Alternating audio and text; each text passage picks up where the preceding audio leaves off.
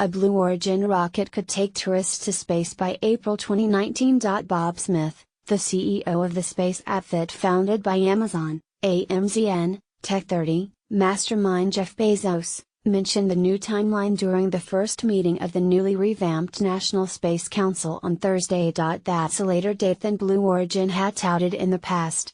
Just a year ago, the company's president, Rob Meyerson, said the first launch with passengers would be sometime in 2018. The National Space Council, which has been revived under the Trump administration after a two-decade hiatus, includes Vice President Mike Pence and various other government officials. Its goal is to help coordinate space exploration and national security efforts by the public and private sectors. Smith briefly spoke to the panel about Blue Origin's plans to take paying customers to space. "Within the next 18 months we're going to be launching humans into space," he said. "These won't be astronauts, these will be everyday citizens."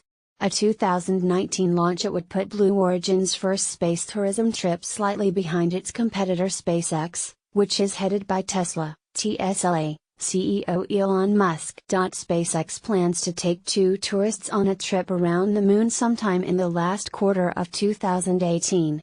SpaceX confirmed Thursday that date hasn't been adjusted since the company first announced those plans back in February. Note, however, that Musk is notorious for setting ambitious deadlines, and blowing through them.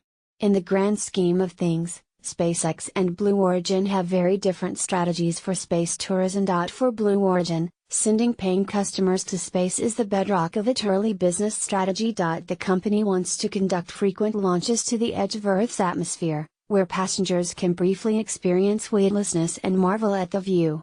So far, the company has only conducted unmanned test launches of its new Shepard rocket.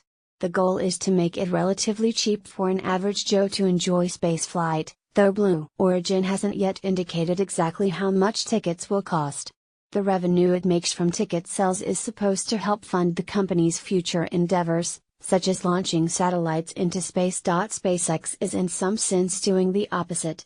The company already has a lucrative business delivering satellites to space and sending cargo to the International Space Station. Those efforts are meant to help fund its ultimate goal: send perhaps the bravest space tourists to live on Mars. Meanwhile, SpaceX's moon trip appears to be a one-off commitment the company made to 2 people.